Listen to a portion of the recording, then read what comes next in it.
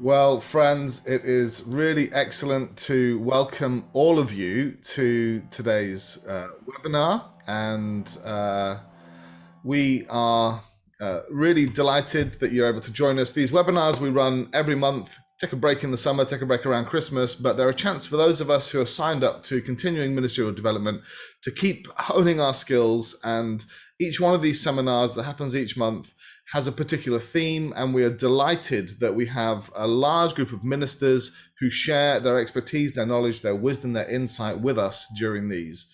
It's a really precious gift that our friends give to us. And today we are especially thrilled because we've got Karen here, and Karen Golder has been a pastor for a number of years, pastor the church in Derby, has spent time with overseas, I'm not allowed to say where, but Central Asia, working with a mission agency, and is currently pioneering over in Penzance. So we've got a great spread of people all over with something called Breathe Communities, but I won't say any more about that because I'm sure that Karen will.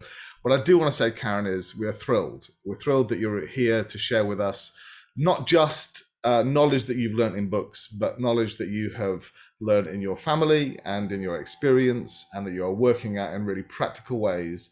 We're grateful to you as a blessing to the body of Christ. We're humbled that you're sharing with us today. And so I'm going to hand over to you now. Thank you. If I can find your camera, there we go. Thank you. And I don't know if you can screen share and whack the PowerPoint up, Jonathan. Straight away, that's fine. Yeah, that'd be fine. So we are going to talk about including those with special needs in the church. And I'm hoping there's going to be lots of conversation. We'll probably will stay in one group because we're not massive. But we'll hopefully have some good discussion that comes out as well. We will try and take a break about 11 o'clock because I think we're supposed to be around between 10 till 12. So hopefully we will get to that point.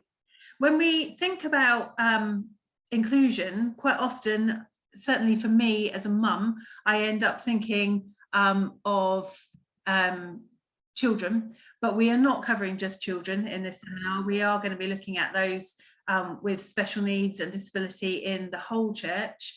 And yeah, we'll go on and look at those. If you want to go on to the next slide, Jonathan. SEND is something, a phrase or an acronym that you will hear quite often, and I'll refer to it through this. SEND just stands for Special Educational Needs and Disability. I'll talk a little bit more later, but one of my roles is that I'm also a school SENCO. So I spend half the week school stuff, half the week church stuff, and the two roles kind of combine, and parenting as well, but I'll talk a bit more about that in a bit. But I wanted to say today that the timing of today, I just think is amazing. When we talked about doing this this webinar, it was ages ago, and I did not think, okay, I need to just mute my husband who's come on and he's walking up and down the ladder. When we talked about it, we didn't know the timing of it, and we've had some massive stuff going on in our family, and I said, oh, can we shift it to September? What I didn't realise is that the Paralympic Games will be happening at the moment at the same time, and if you haven't caught any of that, it's an amazing celebration of life and ability, and please do watch it because it's quite inspirational. But I just think the timing of us thinking about inclusion in our churches and inclusion out in the world, the timing has come really well for that. Also, just to say on that, when we talk about inclusion, quite often in our Baptist context, we are talking about gender issues and all sorts of stuff. This seminar, we're just considering educational needs, learning difficulties and disability. I'm not going to be looking at gender and all the other things as well in this one. And then this picture at the bottom, We the 15, is, I wanted to highlight this because it's a campaign that has come out about the same time as the Paralympic Games, and it's quite important for us as ministers to grab hold of, not necessarily join in the campaign, but We're the 15 is standing for the fact that we have that 15% of the world's population has a disability, whether that's a learning disability, a physical disability, but they are counted as or registered as disabled. And when we think about that, 15% is quite a large proportion of the world's population, and therefore we as Baptist ministers need to be thinking about how we include everybody in our church life as a whole, our church services in particular. And so just bear that in mind as we go through. In school, on your special educational needs register, the average school has 17.7% of the school population on there. So if you kind of extrapolate that through, 17%, 15% works out about the same. But that doesn't include people that will also be struggling with mental health issues and other things that are maybe kind of on the edge. So yeah, lots of things for us to consider. So to give you a little bit of background about me, Jonathan, if you just pop to the next slide for me. As Jonathan said, we spent about 10 years in Central Asia. I will say, because I'm not there now, in Kyrgyzstan, which is a beautiful country next to China, above Uzbekistan. It's part of all those stans, but it's not the big one. The big one's Kazakhstan. It's called the Switzerland of Asia, and we were very happy there and enjoying life there, and felt very much called. We were leading a teen challenge centre out there, and then one day Imogen, we've got 2 children, sadly I haven't got anyone else in the family on this slide, but Imogen was 3, just coming up to 4, and we were walking down the road. Everything had been fine up to that point. We were walking down the road and I was holding her hand, and I said, hold my hand properly, because there's no pavements out there, so you're kind of like making sure your kids are safe. And she said, I can't, mummy. And I looked down, and her index finger on her right hand, the very tip of it was just bent over, and she couldn't move her index finger. And I thought, that's a bit strange. And I'd noticed she was struggling a little bit with scissors and things like that. So we were going home on home leave. That was October. We were going home on home leave in December. So as soon as we got home, went to the GP, and he thought it was a plastic surgery issue. And so he just was going to send us for a plastic surgery referral. And then that was a Friday. Sunday, we were sharing at our church. We were at Gold Hill Baptist at that point, and sharing about life overseas and about Imi, and just asking people to pray. And at the end, a friend of ours, Ian, who is an ophthalmologist consultant on Harley Street, came up to me looking very serious, gave me his card, and he said, Karen, take this. Tomorrow morning, I want you to get an emergency appointment, go back to the GP and tell him I think it's neurological. Give him my card and tell him I think it's neurological. And I was like, and that moment was the start of a very, very long journey. As you can see, she's 17 now. We went to John Hopkins, no, not John Hopkins, that's America, the one in Oxford, the hospital in Oxford, and we rushed up kind of levels of doctors quite quickly. Spent about 6 months having MRIs, lumbar punctures, blood tests, everything going. They thought it was maybe a metabolic disease. They really weren't sure. Within this time, within a month, her whole arm had packed up and was either like this or down, and she had no control, no fine or motor, gross motor control, and it would just tighten up, and it would be loose when she was just sitting watching television or stroking the dog, and if she tried to move it or tried to think about it, suddenly it would tighten up. And eventually, after about 6 months, they said to us, oh, it's something called dystonia. We don't know anything very much about dystonia. We don't know if it's going to get better, get worse, affect her whole body. And there's a book actually called Dancer Off Her Feet, which is well worth reading, about a lady who was with the Royal Ballet who got dystonia over her whole body and was healed. And she's a Christian. It's well worth reading. So at the end of that, we thought, okay, she's got dystonia, but people live with one arm. That's not a problem. We'll go back overseas. Booked our tickets to go back over in 4 days, having got the okay from kind of churches and our mission organisation. And 4 days later, she was in reception at school, and she was walking into assembly, and the children stopping and sitting down, and she just carried on walking. And she had gone into a seizure, an absent seizure. There's many different types of seizure, and she had just blanked out and carried on walking, and then went into a full-on, what you would typically think of an epileptic seizure, a tonic-clonic, where she was on the floor shaking. Was ambulanced to the hospital, put on everything, and again, naively, I thought, oh, that's fine, we'll just get on the right medicine and we'll be fine. But yeah, it didn't quite work like that. No medicines worked.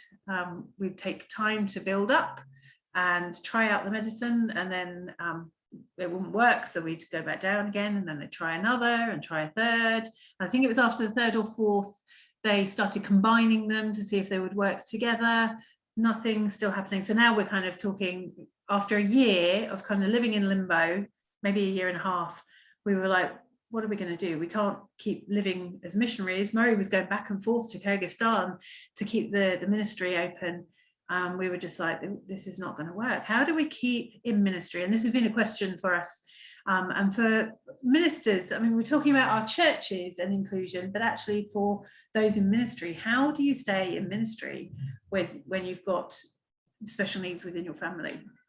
And so we were like, what do we do? We needed to come off the field, and we ended up pastoring a church in Derby, as Jonathan said. And because of who we are and the way we were, it was very kind of informal, and everyone was very welcome. We had people with Down syndrome, we had people with mental health issues, and adults in the community who had undiagnosed but probably autism, personality disorders, things like that. And it was good. It was a good place. Imogen continued to deteriorate. And her seizures went from monthly to fortnightly to weekly, and then in the last kind of couple of years have been daily and then constant. And we tried the ketogenic diet, which is very low carb. It has to be done under a dietitian, and you have to take pinpricks like a diabetic to raise your ketones, and unfortunately that had no effect either. And then they put her on the surgery pathway. So she had EEGs, and then she had surgical EEGs where they put the electrodes through your skull into your brain to work out where the electrical impulses from the epilepsy are actually starting. After that, there was a big discussion, because half the team felt that she had something called Rasmussen's encephalitis, which is a disease that's a progressive disease that just sweeps through the brain, and she would carry on deteriorating. And the other half were like, we don't know if we can do anything. Rasmussen's is always one hemisphere. And what was showing up is that both hemispheres were firing, but 1 millisecond, her right side, milliseconds after the left side. So the neurosurgeon was saying, I can't do anything. The neurologist was saying, actually, yes, we can take out this left side, and she'll be left able to continue. It was a huge gamble, and the biggest decision, I mean, leaving the field was a hard decision. Not that we ever leave the field, do we? But leaving Kyrgyzstan was a big decision. But the decision to allow your child to have brain surgery that removes half of their brain was a massive decision. And so these two pictures are of Imi. The one in the middle must be kind of late November. She had the surgery on the 4th of November last year, and she was unable to sit up. It was like having a baby. She was unable to sit up, she was unable to talk, she was unable to walk, she was unable to toilet, and was having to be hoisted. The green that you see just behind the chair is the hoist sling. And I thought, what on earth have we done? And then the picture on the right is Imi last month. She just completed her 50 miles on her exercise bike and received a medal for it. And over the summer, she's swimming. She's doing really well. She's got mobility issues. She's been left with deficits. So she can't speak now. She's got something called, she's got severe aphasia, which is something you may have come across with stroke patients, where it's all inside, but you can't get it out, or you can't find those words to get it out. So she knows what she wants to say. It's very frustrating. It is slowly coming as her neuronal pathways are building up again, but it's taking its time to do that. She's weak right the way down the right, so she wears splints on her right leg and her right arm. And she's also partially blind now, so she's blind from the midline. If you got a pair of glasses and covered the right hand side from the midline to the right on both lenses, that's what's missing, so she can't see. When she first started eating again post-operatively, it was a bowl of Cocoa Pops, and she started eating and she thought she'd finished, and she had literally eaten half the bowl. And we turned the bowl round and she was like, oh, I've got a whole other half.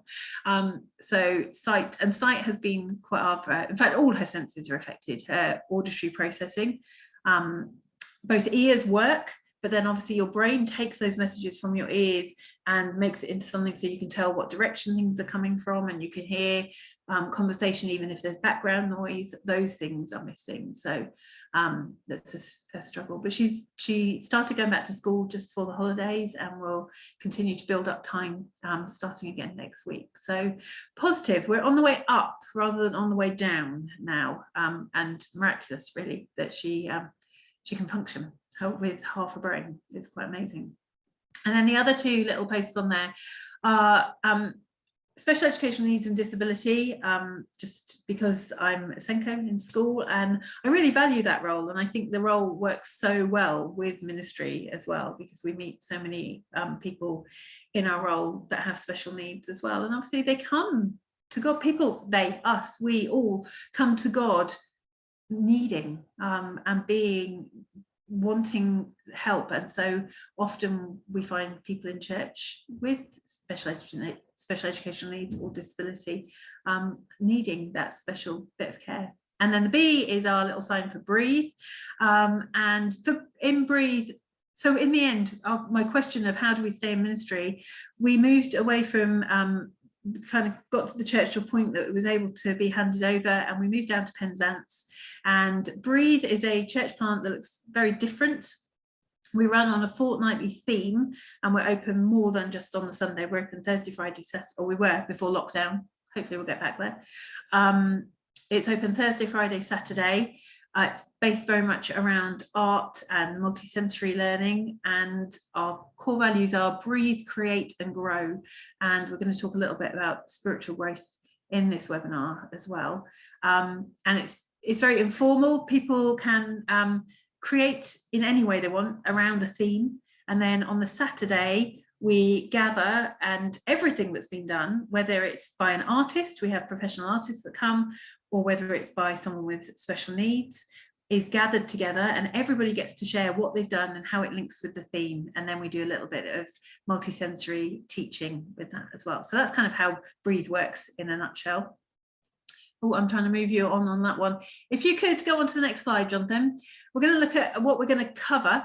So in this webinar, hopefully, if we've got time, we're going to have a little bit of a reflection, because obviously you're all from different places, different churches, different settings. So we're going to just have a little think about your own setting and what that provides at the moment, because obviously without knowing where we are, we can't move forward and bring change. So we'll have a look at that. We're going to have a look at some of the specific learning differences that your kids' church or Sunday school and as adults you're likely to come across. That will specifically look at learning difficulties rather than disability. I'll mention those, but we'll have a look at those and some of the things that you can do within church that will just help ease those things. We're going to consider spiritual growth of those people that need something slightly different and don't maybe grow spiritually in the way that we normally would provide for the 85%. What do those with SEND and their families want us to know? That's an interesting bit we'll get to. I'll tell you a little bit more about then. What can we learn from us? That's not the US, that's us, all of us. Some sticking points in our churches, and then easy wins and what next. So let's get going. And at 11 o'clock, we will hopefully fit a break in. We'll see how we go. So if you go to the next slide, we're going to have I'm going to give us 3 minutes just to have a little bit of time to think about and maybe make notes on your own setting. At the end of the webinar, I've got a couple of other documents that I'm going to ask Jonathan to send out to you.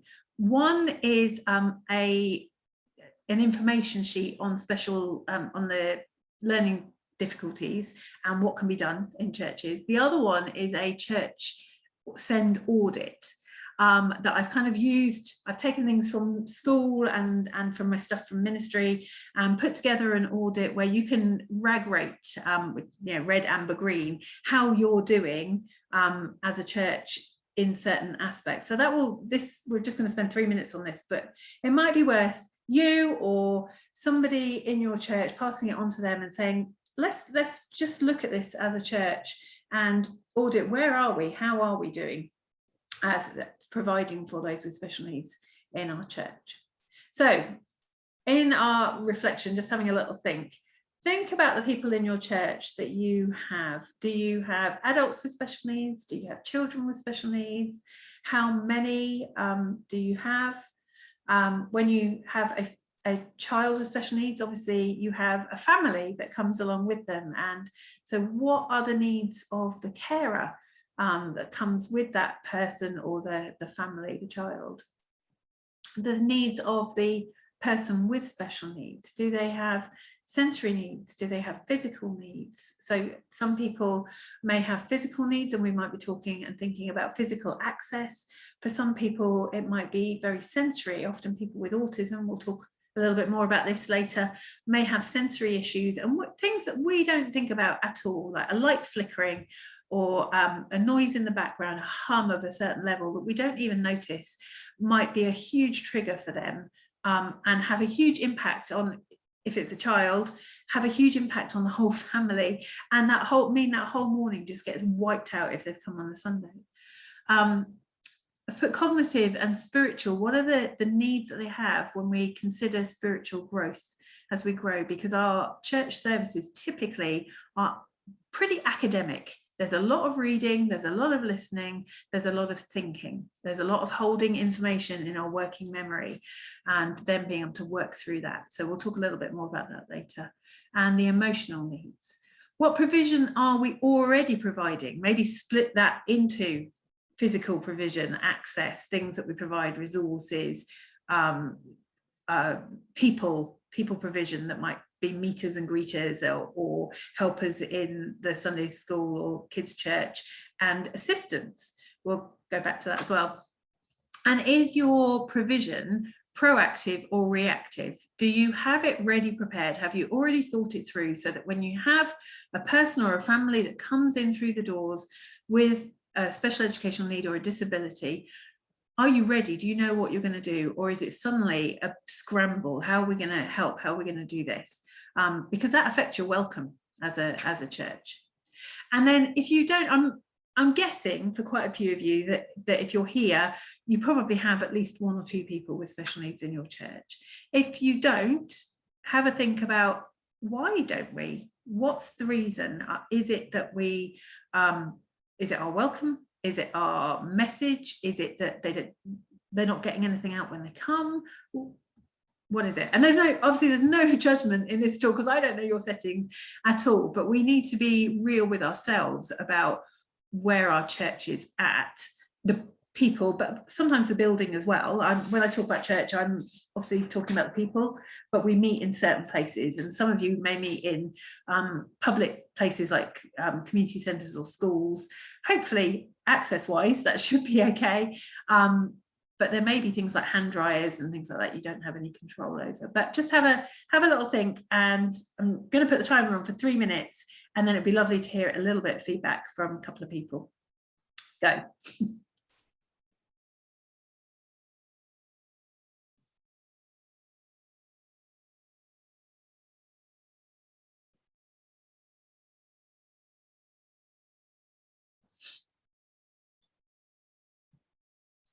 Brave. Is there anyone brave enough to share a little bit about kind of where they are with special needs and disability in their church.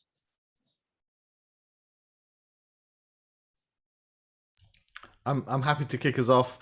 I think for me, I was stuck with that. Are we proactive or reactive? And I think, there's some things that we do that are kind of proactive that I guess most churches do. We have a loop system in place. We have an accessible building in terms of people being able to get in and out of the building, and we have accessible toileting facilities, that kind of stuff. So there's some stuff that's kind of like, I think is baseline that most buildings will have and churches have.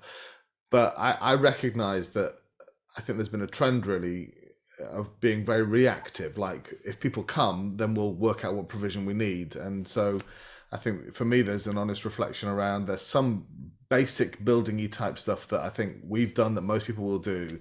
But otherwise, it's been very reactive. And I think that's probably because of a sense of there's a wide range of needs. And so I guess that's been our story. And I think hopefully some of the stuff that we look at later will be things, a lot of it is knowledge and awareness of just being aware of when somebody comes in, this is the help they will need, and getting that information around the people that are regulars in the church and in the kids' church, leading kids' church. Because obviously, if, for instance, a child with dyslexia comes into Sunday school, if they normally aren't there, or autism, then you don't need to use those things. But if your people already know when somebody comes in with a need, this is what we need to do, or this is going to help, then that's half the battle won, just already knowing things and being aware. Martin. Sorry, remember to unmute myself. I was just thinking of a family who became members of our church a few years ago, having moved from another local church. The father is mildly on the autistic spectrum, very high functioning. The daughter is really quite autistic in some very typical ways, but is very, very high functioning. And we haven't done anything specific, I don't think, other than our attitude towards them, of welcoming them as individuals and treating them as individuals and welcome to our community. Their experience of their previous church was, particularly with their daughter, that the whole church attitude was that she wasn't, quote, normal, and therefore didn't fit in, and they were not comfortable making what they perceived as exceptions for her. And I struggle to think of anything that we've particularly done. There might have been something in Sunday school, which I'm not involved in, but it's welcoming them as people into the community and focusing on their particular needs, which I don't think anybody was especially aware of before they joined the community. And I think that just highlights how attitude and awareness makes a huge difference, and being willing to listen to the needs of the family or the person, and what they actually need. And actually for them, as you say, they didn't really need very much. It was more of an awareness of who we are, and if we do need something different, can you make that exception, or that do it something slightly differently. Thank you. It's always slightly intimidating to have someone who is writing a PhD on disability when you're leading a webinar. So thanks, Martin. I'm sorry, I realised that was probably rather intimidating introduction. No, I just wanted people to be aware that I had some background knowledge as well. Yeah, no, it's fine. I can share as appropriate. No, it's lovely to have you. Thank you for coming. Anybody else? Denise, yeah? And then James.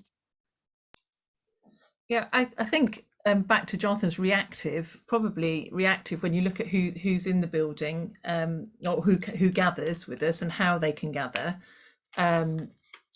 We've been more reactive probably than proactive, unless there were specific things we thought of beforehand. But I was thinking about a lady with macular degeneration, so visual impairment, and she sort of spoke to me after the first Sunday and said, I can't read the fonts on the overhead projector. And so I said, well, what colours work for you? You know, what background works with what? She said, you know, whatever colour we'd got, that doesn't work. And I said, well, what colours does work for you? And so we used that. And my daughter's dyslexic, so I know certain fonts work better for her and certain colours and backgrounds work better for her. So thinking about that. So that made me think about asking, not assuming that you know what will work. So, and also, you know, ability. So we're just looking at improving our disability access. And with a lady with severe restricted mobility. And she said, can I look at the plans before you go ahead? You know, because I know that things have been put in place before and it's not worked for me. So getting her input is really important for us in how we do that. And I was thinking about language styles when I've worked with churches with a significant learning difficulty population, you know, like a supported accommodation, they all come to church on Sundays, thinking about, again, inclusion, how do you make your language accessible, and dealing with interruptions, you know, that kind of thing, when, you know, just gently and being good listeners, I think. Yeah. So perhaps it's still reactive, but yeah, we'll touch on that at the end. But I mean, that's great. What would be even better is if that lady hadn't had to come. You know, if we go to the people that we know have needs and say, okay, you've sat through a Sunday, what can we do to help? It just, you know, it just means that we're reaching out rather than us having to go to them. There's something else you said as well. OTs, if you know an OT, which as a GP you probably do, you know, get them to have a look as well at any plans. If you're doing any building work, getting an OT to have a look at what's practical and what would help is often helpful. Something that was really insightful for me, and I'd never thought about it, is I went on dementia friendly training, and again that's something again for thinking about. But we put lots of signs saying where the toilets are, but when a person comes out of finished, they can't find their way back because we don't have any signs in the other direction. Like even the door, which door out of the toilets? If you've got a storage cupboard in your toilets that's got a door, do they try and open and go into the broom cupboard because they can't remember how to get back out again? We're really good at signing to, but not very good at signing back. Yeah, and also talking about signing, in case I forget to mention it later, on your website, make sure that you've got everything that you possibly can about timings, parking, what happens after the service, all of those things, because often if people are coming and they have a special need, they will scour the website to find out what's going on and feel so much safer if everything's on there. James. All day. Oh, you really, that's it. Right, that's done it. Yeah, I mean, part of what I was thinking was that sort of things that are done nowadays to make churches trendy are often really hard for people with certain issues. I mean, I went to a church a few weeks ago with a relative, and the moment the music started, we had bright lights in our face. And I mean, to me, I can't see how that helps anybody. But to my wife, it's just head for the hills. And there is nothing that they can do that I can see to make that church inclusive to somebody who has that sort of issue. You either have flashing lights or you don't. And I think my other thought was around that sometimes needs of people end up competing with people, competing with each other. So you can see what will be good for one person, and you will see what would be good for somebody else. But how do you actually do both? So some people really love hands-on stuff, but that really puts off other people. So how do we handle competing needs, which sometimes are just wants, but sometimes actually are needs? Yeah, and often comes down to attitude and thinking out of the box, and how far. I mean, one of the sticking points that we'll look at later is how far do we go, and yeah, we'll come back to that, James. We'll come back to that near the end. I haven't necessarily got any answers for you, but we're going to come back to it and mull it around. Helen, and then Peter, and then we better crack on. Sorry, just trying to unmute. So we have 10 children in our church. 2 of them have mild learning disability. 2 of them have quite severe autism, ADHD type things going on. Still waiting for proper diagnosis. So, and those last 2 just don't come. Their parents, carers, whatever, will bring brothers and sisters, but won't bring them because they think they're too disruptive in the service. And it comes back to that competing needs, you know, that the not so much for the children, but the carers feel like they can't bring the children because of that. You know, it's just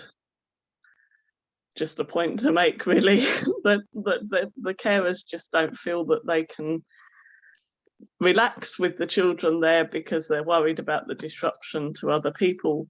You know, even if other people say that's fine, you know, the carers are still worried about that.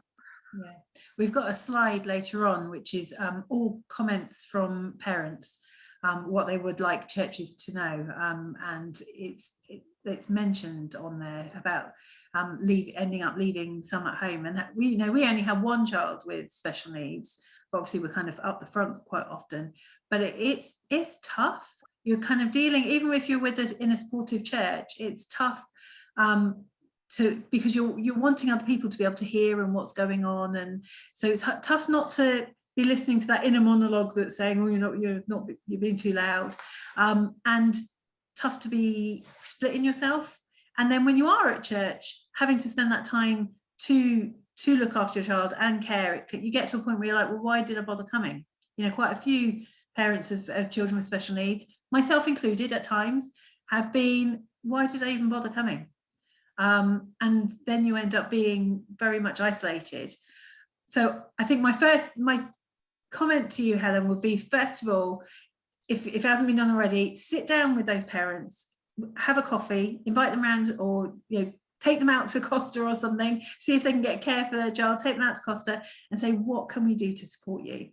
Because it isn't just about the Sunday. They need to know that they're part of that church. But we're going to come back to that as well, so I won't take up all that time. But yeah, it's a big issue. Peter.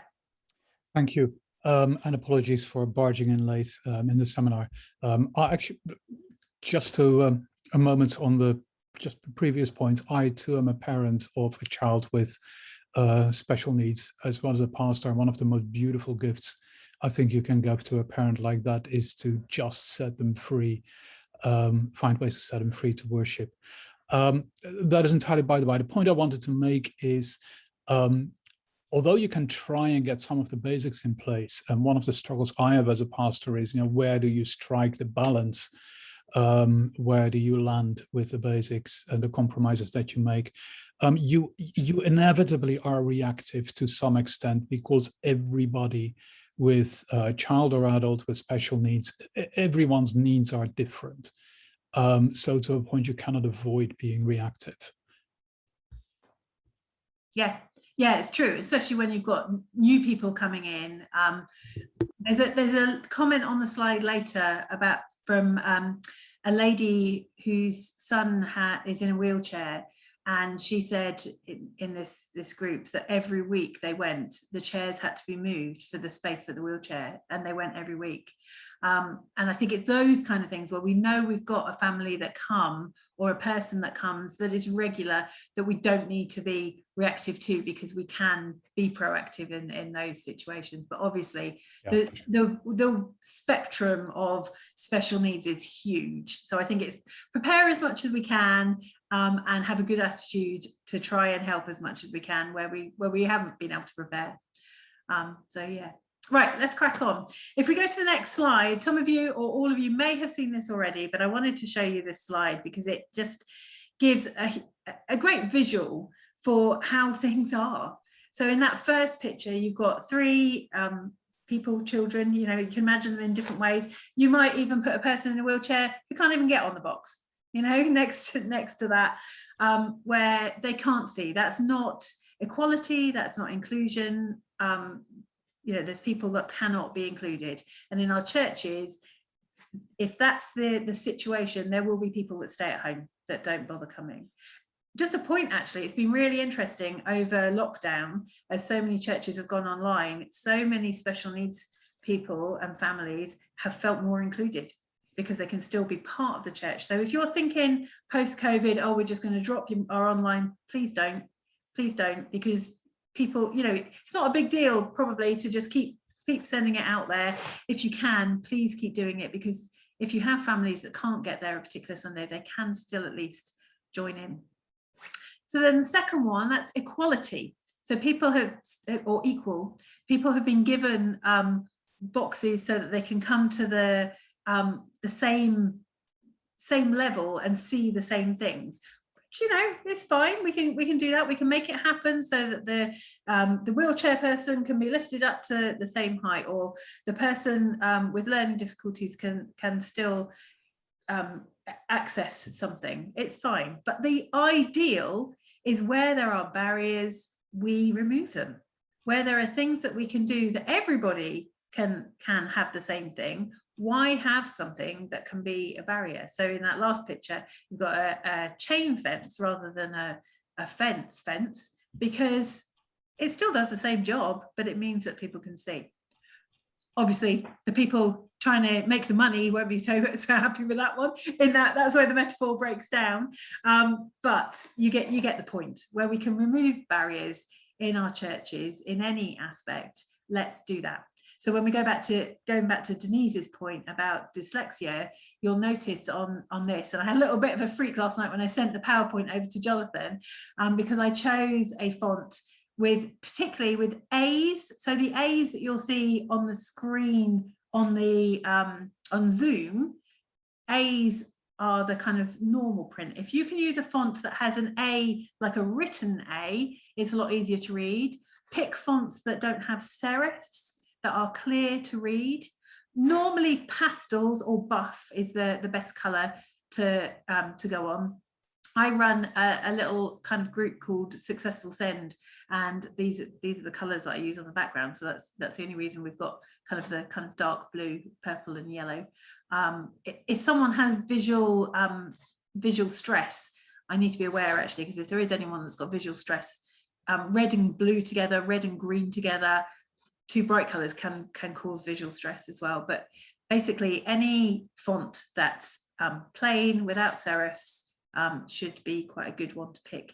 And while we're on that, if your music team and your audiovisual team are feeling really funky and thinking, oh, I know, we're going to use a background that has running water or sailing boats going across the sea with our words for our songs in front of it, please don't. If you have somebody with dyslexia, they will not be able to read those words. You know, it's a struggle to read them in the main.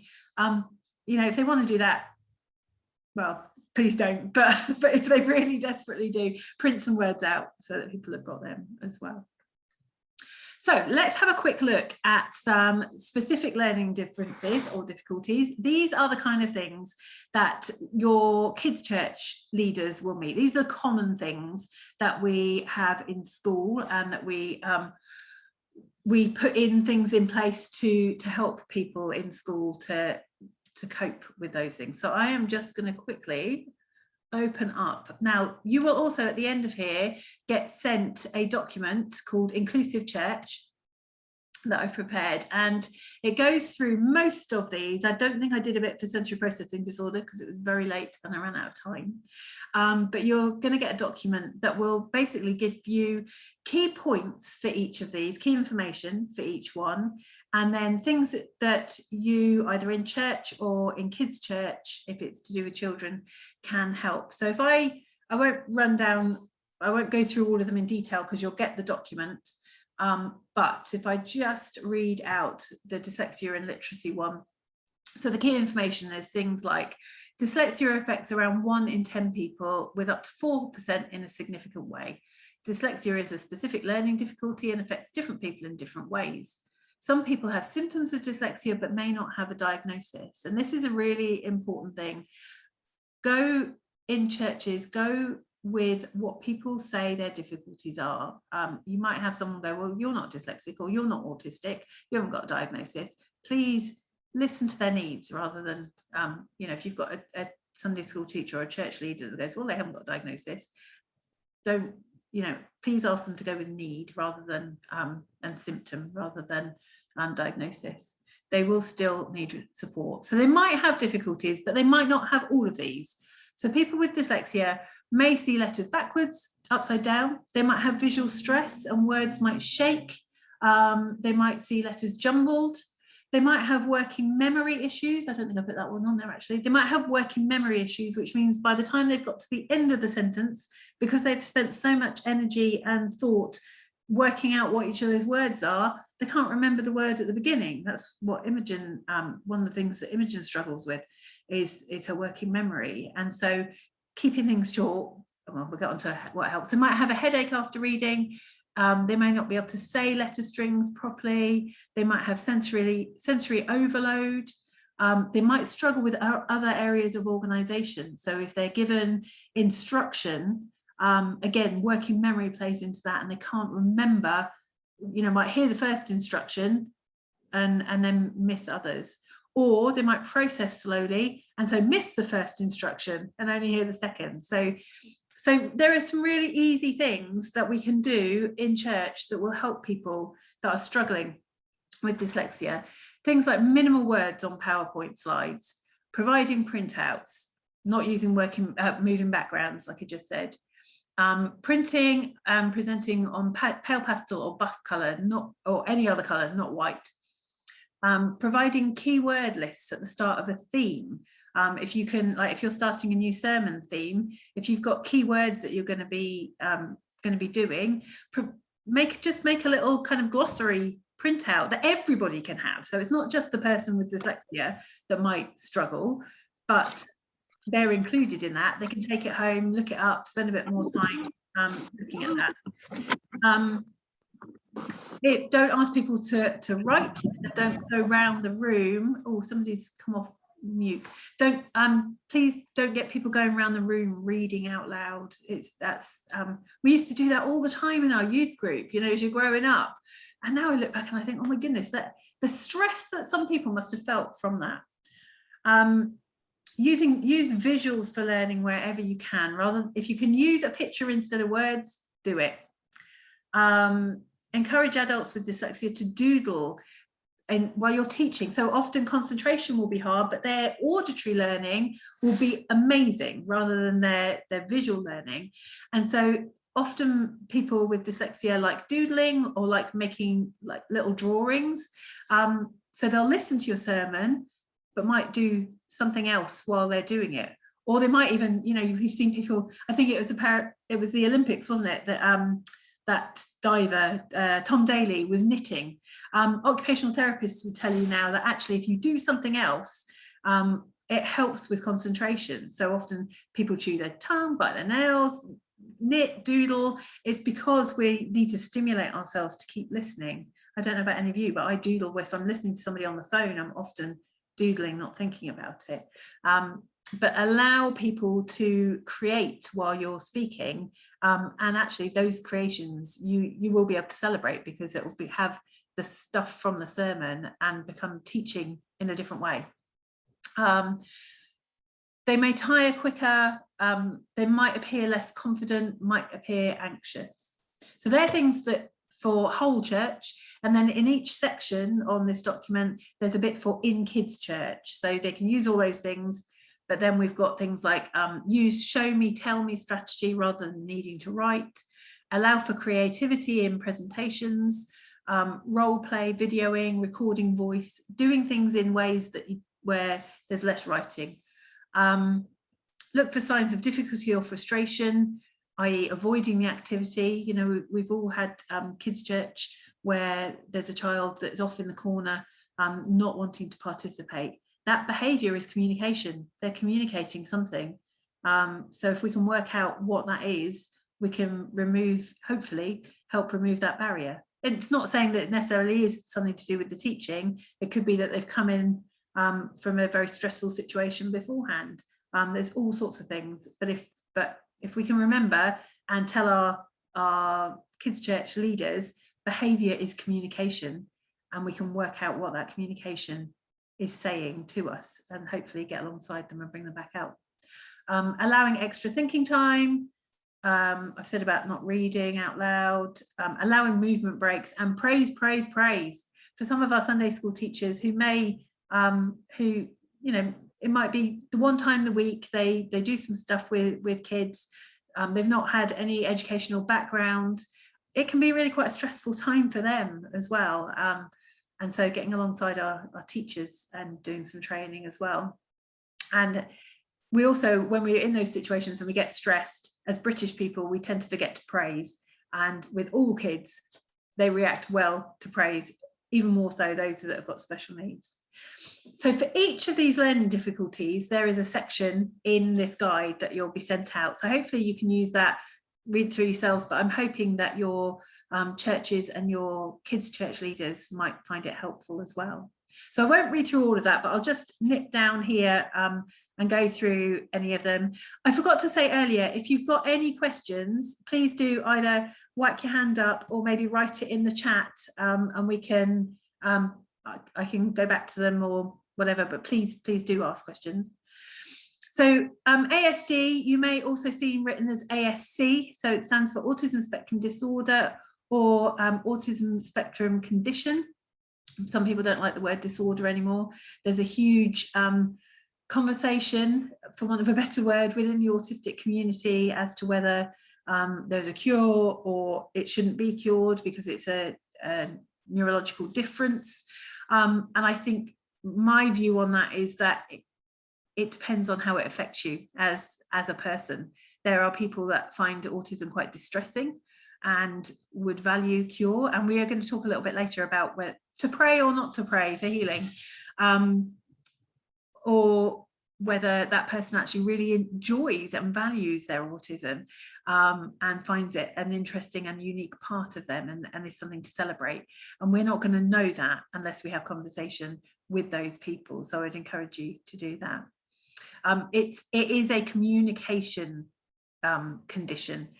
So whether that's social communication, being able to listen, order, things like that. There's a lot more information in the guide that you'll be sent out. But that's it comes down to communication, social and normal communication. ADHD and ADD, attention deficiency hyperactivity disorder, or ADD is just without the hyperactivity. So you're struggling to attend to things, struggling to maintain concentration, but without the flitting from one thing to another. Again, in the guide, you will have things, but if you've got a child in your group that has, or even an adult, give them things to do, allow them to move around, give them movement breaks, especially in kids' church. When they first come in, get them to do some fun, heavy activities where they do like press-ups on the floor or pulling bands, blowing up balloons, something that's going to get that energy out, but deep weight. And that will help them be able to concentrate for a little bit longer. I don't want to take up too much. I could talk for each of these for a long time, but I don't want to do that. So you'll have to do some reading afterwards. I forgot to say in the autism bit about sensory needs, or people with autism can be affected quite severely with sensory stuff. And because it's a communication difficulty, when things happen, they often can't tell within themselves when something's happening sensorily. So their body, so they might feel like there's a hum in the background, and they will just feel more and more frustrated, but not able to communicate or realize, oh, that hum is what's annoying me, and I'm getting really het up, and it will just produce or could produce a meltdown or a difficult challenging behavior. And so it's really important that we think about things within our churches centrally, and it can be things like flickering lights. You know, in a lot of our old church halls, our lights can flicker for months. that could be a massive trigger and end up with someone not coming to church for months. So things like that. If you have control over your toilets, please avoid hand dryers and get paper towels instead, because that can be a massive trigger as well. They are so noisy. Or provide, we can have a box of fiddle toys, ear defenders, things like that that are just gonna help. And also, even if they don't help specifically, a family coming in that has a child or even an adult coming in who has a special need, they see that something has been provided, even if they don't need it on that day, it will just bring anxiety levels down, because they know someone's thought and they know someone cares, and they know someone that has taken the time to know what challenges they might come across, and it'll just bring those anxiety levels down. Dyslexia we've talked about. Dyspraxia is a movement disorder, but also can bring in organization. So thinking, organizing, getting to things on time, but also movement things. So if your Sunday school are very active, they need to be aware of a child who might have dyspraxia. Things like going up and down the stairs could be difficult. Handrails, hopefully you've all got handrails and things like that in any way. But dyslexia, dyspraxia, all those dys words, they can all be related, and it's kind of can be quite a spectrum. If someone has dyslexia, they may well have another need, and vice versa. Sensory processing disorder is when things come in through our ears or through our eyes or through our touch, and our brain doesn't process it in the way it normally would be processed. And so people often need more time, giving people processing time if it's hearing, making sure we ask people what they need. What did I put down? Oh, I don't think I've done. I'll add that one on. And it can be different senses. So for a child with sensory processing disorder, having them close to the teacher, or even if it's an adult, asking them, where would you like to sit? Because often people with needs in our churches will go and sit at the back, and quite often it can be the worst place for them. Whereas to be able to concentrate and to be able to maintain concentration is better to be at the front. But there's lots of other stuff on there. Moderate learning difficulty, severe learning difficulty. We'll talk a little bit more about how we think about and help with spiritual growth when we have a learning difficulty, because I think this is an area that we do really badly as churches. Our Victorian legacy, if you like, of church is a very academic, very cerebral one.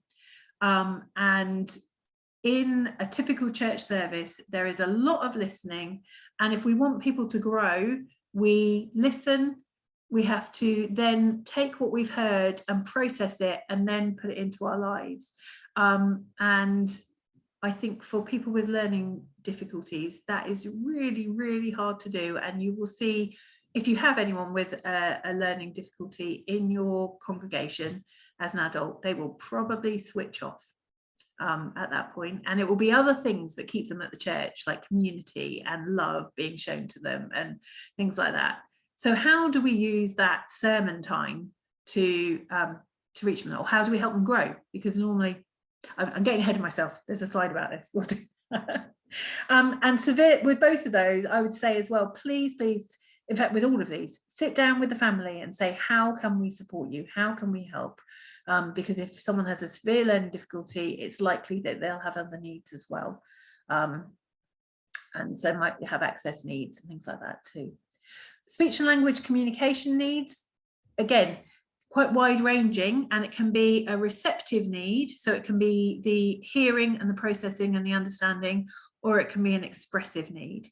So we've gone as a family from having not really very much speech and language need to having severe expressive difficulties, understanding everything, but really struggling to get it out. And so again, ask the family, what tools do they use? Because there are different things that can be done help with that, and that there is some stuff in the guide about that as well. And then social, emotional and mental health. And we are seeing more and more people as mental health awareness increases, we're seeing more and more people come in with social, emotional and mental health needs. And obviously they come to God, they come to church, and we want to be able to meet those. I don't know how many of you have heard of trauma-informed practice, but quite often, so SEMH can have a number of different causes, but trauma can be one of those things. And often people come and one of the things that happens is that they react, they're very emotional, reactive. And so helping our staff and our people to know how to help with that, staying calm, keeping your voice monitored and not raising your voice, even if it's kind of looking like things are starting to build up. And adults with these kind of difficulties can be really quite scary for others if they come in already dysregulated, and we need to know how to be able to come alongside and be that regulator, because at that point where they're dysregulated, they're not working in the right part of their brain to be able to bring themselves down. They're not able to access the cerebral thinking part of their brain. And so we need people within our churches that can come alongside and help regulate and bring them back to a place where they're calm. And often when they're calm, they go, oh, I'm really sorry, I didn't mean to do that.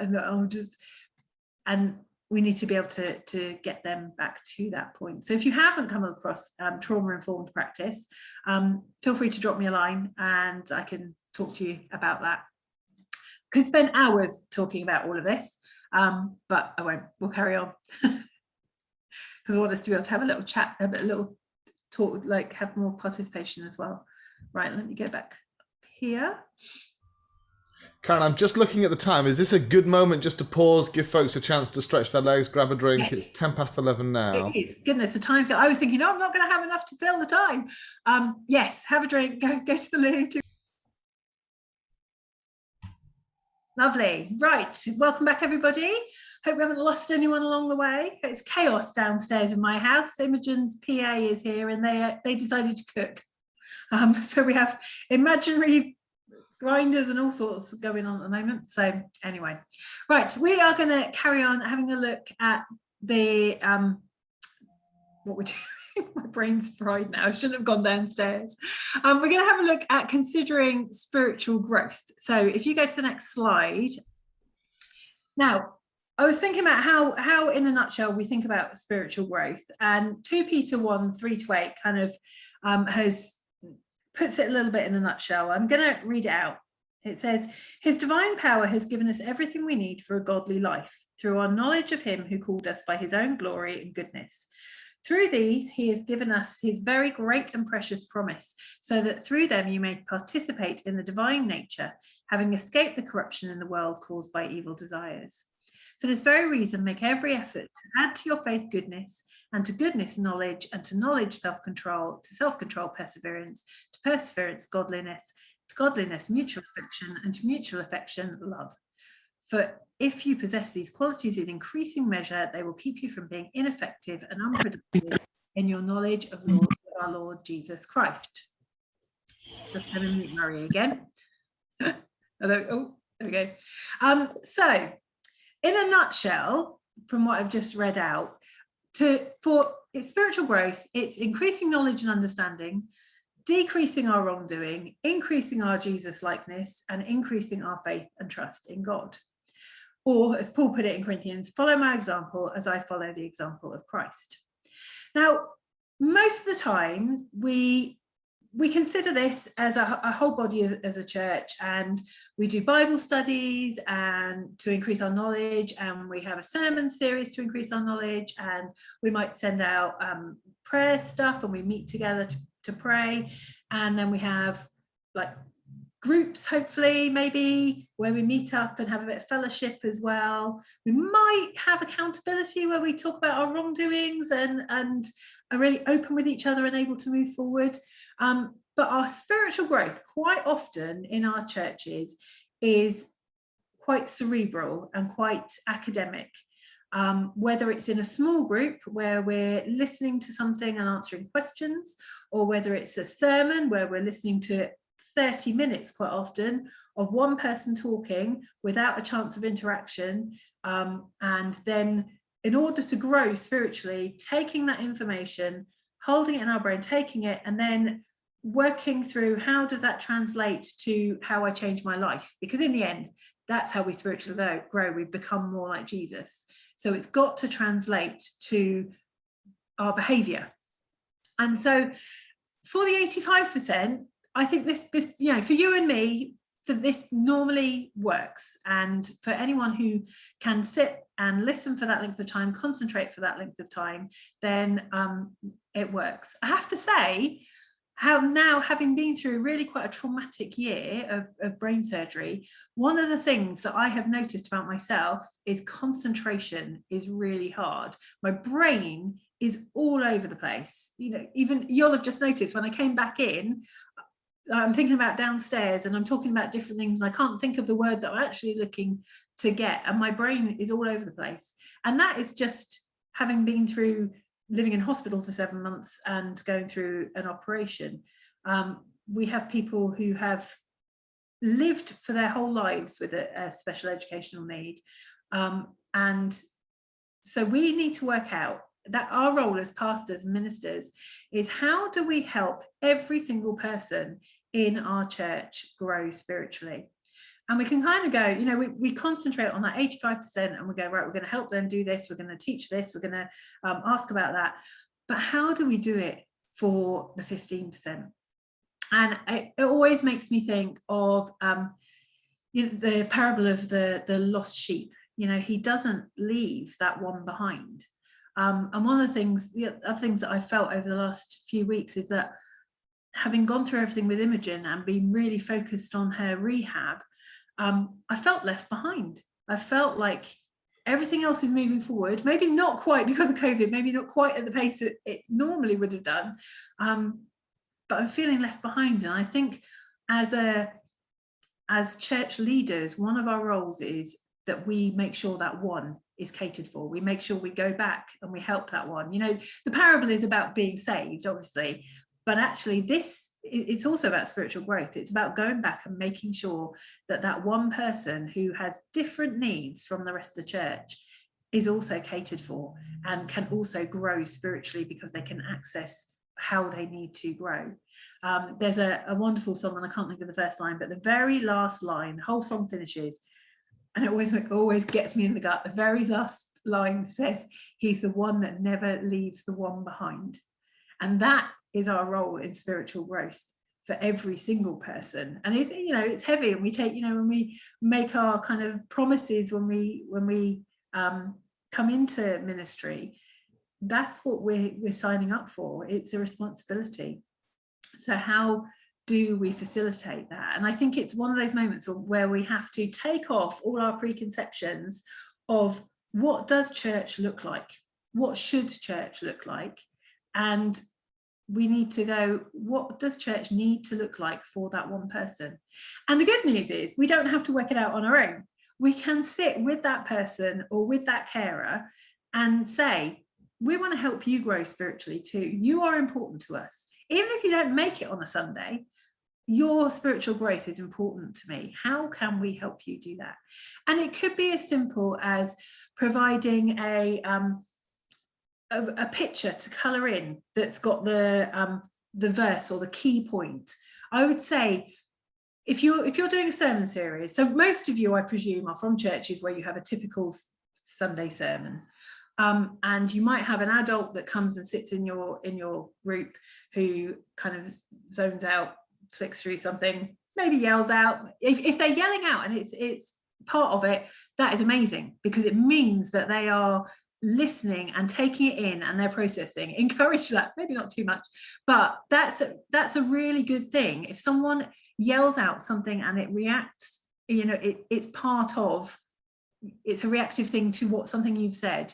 That's amazing, because it means that they are actually taking note of what you're saying, and that's a first sign of growth. So that's actually really, really good. But it could be as simple as preparing something to go alongside. You could have, for people that have got ADHD, that concentration is so hard, make a crossword or fill in the gaps or questions that if they listen to the sermon, they can find the answer and write it in. Have art equipment on the side for them. We talked a little bit earlier about the people being able to draw at the same time. I think we all know that nobody takes in absolutely everything that we say on every sermon. It's a kind of a diet, and there's those key points that you want people to take away. They're the key points that you want to help someone with special needs to grow in as well.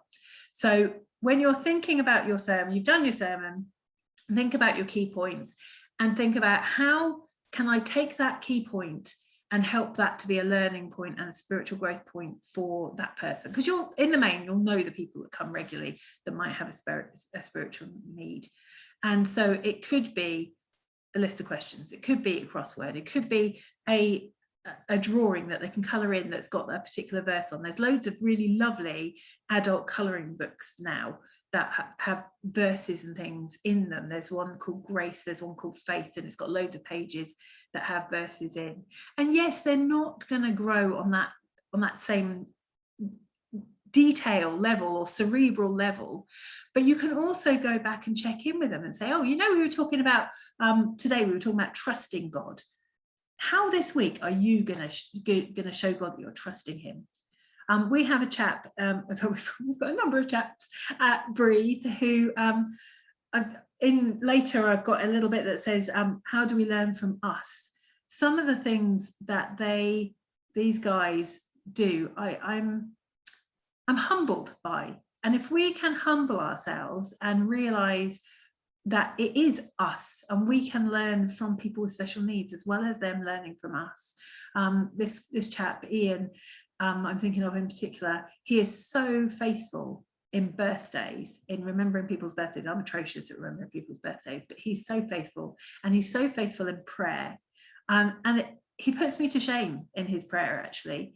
And so using those things and going back, it's only 1 or 2 people, it's only 15% of your church congregation, or have somebody else go alongside, be a mentor, be a buddy, so that they're going back and using the stuff that was from the sermon and just sitting and having a chat over coffee. What was the main thing? It was about trusting God. How can we trust God a bit more this week? Or how can I show God that I love him this week? Well, I can be kind to my mum, or I can write a letter to somebody, or and it's just coming alongside and having that different way. I mean, so Breathe obviously is a completely different model, and I know there are some churches that have other groups for people that have special needs. City Life Church in Truro, they've got enough people with special needs that when the kids' church go out, the life group for the people with special needs, learning difficulties, they also go out and have their learning in a different way, and then come back together for coffee afterwards. And obviously every church looks different and is unique, and you know who you have and how it will work for you. And for most of you, you're not going to be able to take your Sunday and go, right, we are changing the whole thing, because all your members will go absolutely crazy. But there are things that we can do to consider that one person and include them and ensure that they are growing spiritually too. Because I think so often we forget and we go, oh, they come along every week. They come along from the carers, the group home down the road, and they just come and they sit. And yes, they're gaining fellowship, they're gaining, some understanding, but how are we actually taking it seriously? Because they also, they're God's family and need that to be considered for them as well. So, and I think, yeah, maybe you have, maybe you haven't. I'm just going to leave that with you, but please, if you can, spend a bit of time just thinking about the people you know in your church and how you're going to help them grow spiritually too. So before we go to the next slide, I just want to talk it through. So I'm in a few different groups on Facebook, but I'm in a group called Christian Parents of Children with Special Needs. And in this group, which is thousands strong, I wrote and said I'm doing a webinar about inclusion and including people with special needs in our churches. Bear in mind, this group is for parents. So this next slide is probably more geared just to children rather than adults as well. But I asked them, what would you like your churches to know? If you could write a letter to your church, or to let them know, what would you say?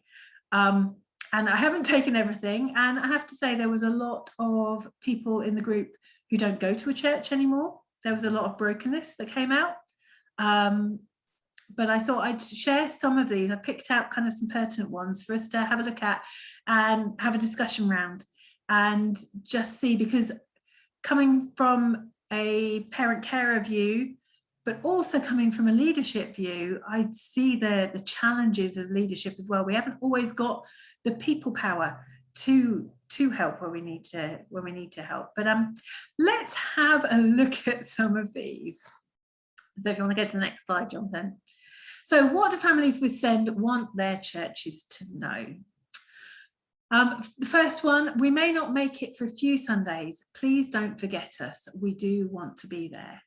And actually, I think this one goes with the one 2 down from that. We just want to know someone cares. And maybe we're slightly more aware of it because of lockdown, but it's, it's one day a week sometimes that people can get to a church service, presuming we're all starting up again.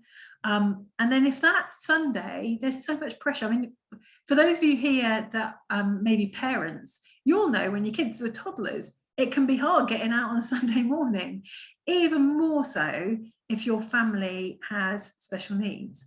And you could end up getting to that point where you're just like, we can't go this week. We can't go this week. And Helen, I think it was describing earlier a family that have multiple children with difficulties in their home. You can have one cracking off one Sunday, one having a meltdown, another one next week. Someone's a bit ill, we can't go, and it can end up being a month before they're there, but they still want to be part of your church. So one of the things I think is that we need to consider, how do we help people still feel part of the church if they don't make it on a Sunday?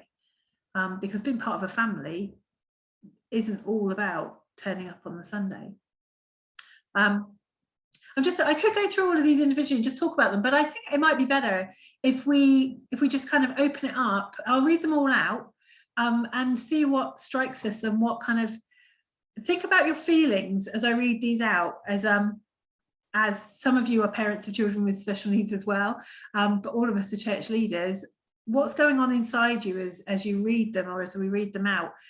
Do we feel defensive? Do we feel, well, that's not very fair? Do we feel, oh, that might be something that we could do, or we could work on better on that? Just be aware of what's going on inside you as I read these out. So I've read the first one. We may not make it for a few Sundays. Please don't forget us. We do want to be there.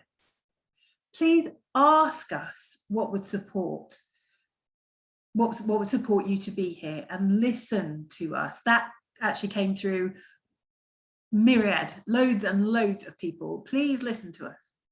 I want to come to church. This was a lady with a family. I want to come to church with my family, but I can't without support. Sunday school teachers need some training. A befriender would be really helpful. That person was talking in particular about someone helping, not just while the kids are in Sunday school, but kind of before and after the service, and actually coming and seeing them during the week and saying hi to their kids, getting to know the family. Little things make a huge difference. Signage, sticking to time, someone watching my son so I can get prayer. That's a biggie actually for me. Quite often I would love to have gone forward for prayer at the end of the service, and I couldn't because there wasn't anyone to watch me. So yeah, that's a biggie. I was told to leave my son at home as extra help couldn't be provided. Church is hard. We want to feel welcome, but rearranging the furniture every week doesn't help this. That was the lady with wheelchair that I told you about earlier. Please stop praying for my son to be healed. So I'm going to throw it open to you guys. What are your thoughts? What are your considerations? What kind of is hitting home? What where can we go with this? Any comments?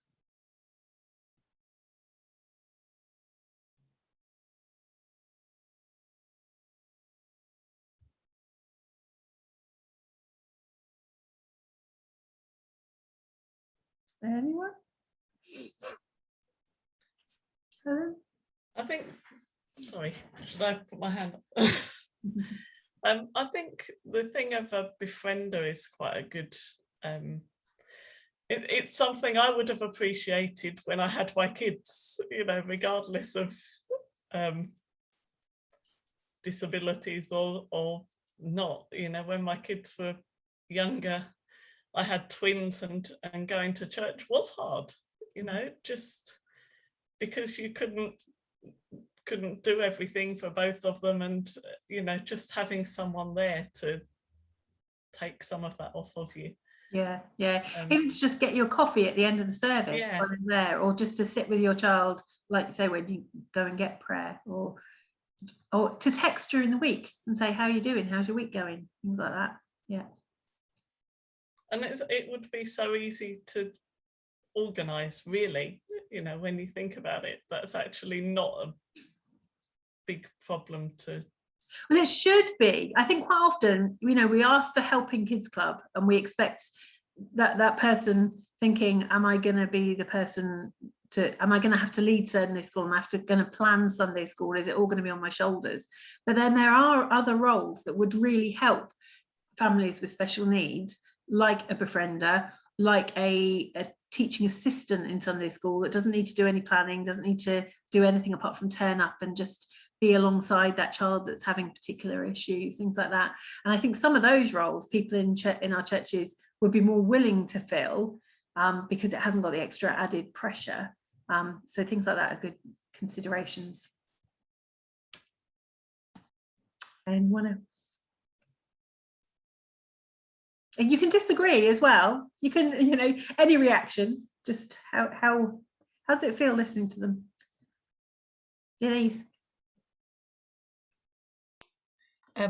I just feel really sad when I was told to leave my son at home as extra help couldn't be provided. It just makes me feel really, really sad. That lady actually wrote to me privately. She said, can I direct message you? And she wrote to me privately and told me the whole story. And yes, a complex family, more than one child with special needs, but the teenager was asked to, they asked them to leave the 14-year-old teenager at home, and said that they felt that it was a safeguarding issue because of other children in the group as well. So as a group now, how do you think we could have helped? You know, if that was your church, how would we help? What would we, how would we move forward with that? It's tricky. I mean, obviously we don't know the number of people that were in that church. We don't know the other help that may have been available or who else was there. But I think for them to say just stay at home, it's hard. I think we also need to remember that quite often when the carers get to church with their children, they may be on their last legs, you know, clinging on with their fingernails. So yeah, it's tricky. Eleanor? I think there's a lot that can be learned from other contexts. So a 14-year-old is going to be in a school setting or an educational setting somehow. So there's bound to be ways of supporting and enabling that is already in place at school. So a conversation with a family which says, how is he supported at school? How do they manage this at school? Then you translate it back into your church situation. I mean, I realize it's safeguarding. If you feel that the other children aren't safe around him, that is an issue. But if he's in a school setting, that will be an issue the school has had to consider as well. So I would think you it's not as simple as just, but asking the question of what happens elsewhere and then just trying to replicate that as best we can. Yeah. Surely if others have managed it, there must be a way. Yeah. And I would say as well, so we have a child that was coming to Breathe who was at a PRU, which is it's an interim when a mainstream school can't cope, but they don't want to exclude a child, so they can send them to something called a PRU. I can't remember what it actually stands for now, but it's generally for behavioural needs. And he came to us, and we did a lot of cooking with him. We did lots of things that if they are not ready because of behaviour to learn in a kind of context there, having someone who is a little bit more mature that would do something active with them, take them out in the church garden and do some gardening, do some, make some hot cross buns, even if they're not in that Sunday school context, we can still include them. And if that child is at a point where they need specific one-to-one help, let's see if we can find some older people in the church. Often we've got retired head teachers and retired teachers, or even just people that are happy to be a grandparent. Those children often just want attention and are happy to sit in another room doing something else one-to-one, and the behaviour issues often disappear in that context. But when you stick them in a room with 5 other children also with needs, with a Sunday school teacher that maybe hasn't got an educational background, then we're going to see some issues. So have a think.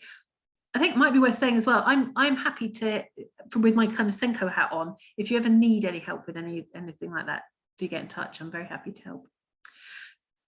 Is it Gerald? I'm not sure how I say your name, sorry. That's correct. You said it correctly. You've been waiting very patiently, sorry. That's okay. We have a 8-year-old boy who has autism. He was diagnosed on the week that I was ordained as well. So that was a roller coaster of an emotional setup. What I'd like to say is that from all of these comments or from the letters you received and information, I think this is a big call for the church to think again that, as you have said, we may have inherited from the Victorian era church the kind of services that we are all learning, increasing in learning. We have all the colors, the sights, the sounds, the taste, the smell. But in terms of being an inclusive church, I'm just thinking on the lines of autism. I think it's what you said. It's the change in attitude that we need to have in the church, because these problems or these issues of no extra help, somebody to care for your child when you're being prayed for. If the church has changed its attitude to become a church that is always proactive, thinking that whether or not there will be someone with special need coming to our doors this morning, and yet we are ready for it anytime it comes, or it would happen, then I think ministry will be a bit easier, especially from the front of the minister. Because it's the minister always worries, especially if you are the one leading the church, you always worry what's going to happen. There are children who are struggling or yelling in the background. But on the other hand, I think the one who struggled the most, as you've mentioned, are the parents. Being myself as a parent, I would understand that you're always on the side of, are we causing trouble in this church, or are we causing a lot of difficulties in the church? So, mind you, with all of the meetings that we have at the moment, if we go back to the church, most of these people, if you ask them directly, either they are looking for some kind of peace and quiet when the sermon is being given, or they would like to have some kind of sacred moment when they're inside the church. And one time I had this conversation with one lady whom I believe had some physical issues herself, which I understand if she was a bit grumpy because she's in pain. And she said, I can't stand with these children around yelling, so I must go. So there's this big balancing act between how do you accommodate the need of the people with special need at the same time without actually kicking out those who have no needs in that area, making sure that the whole service, or at least the whole meeting, is something bearable for each side of the party. And I do feel that besides praying, what you just said to us this morning are very important, especially the ones that you forwarded, the Inclusive Church booklet. Because if we have just, I don't know if most churches have done that, but in my case, I just barely scratched the surface of how to handle these special needs within the congregation, if we have. I attended seminars on autism. I've done course on autism, but the mentioning of course of dyspraxia, dyslexia, and all that.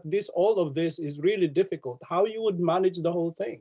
Mm-hmm. So I think it all comes down to number one, attitude change. If we knew exactly that this is the kind of ministry that we would like to do, we would like to have an inclusive church, then the members would be able to latch on with it and try their best, or maybe with all the help of the occupational therapists and anybody who's available in the community. I think we will start to get there, but not yet fully. However, what you're doing today, especially what you've given us, not only personally is a very big thing for me in the ministry, but I think whether there are people coming to the church with special needs or not, I think the call for the church is to make it accessible, friendly, and the fact that Jesus gave most of his lessons in parable doesn't mean that we have to make it like a parable for everyone coming to the church. It should be clear, understandable, and something that somebody said that if you're a good teacher, you make difficult things easy to understand, and easy things to understand, you can make it complicated if you want to. That's a sign of a good teacher. So what are we doing here? That's Thank you, Gerald. Gerald, I'm just going to move us along because I'm looking at a clock and I know what there is to come. I don't want to cut across you and I don't want to seem to be rude, but I'm mindful of the time that we have to share together. What you've shared is brilliant and it's on the recording, but thank you. Yeah. And I think you're right. It comes down to selflessness, and doesn't it always? You know, we have our kind of the things that people often crave after, being in the worship group and things like that, but actually that selfless person that comes alongside the child that's struggling each week, you know, who is God looking at and going, yeah, good and faithful servant.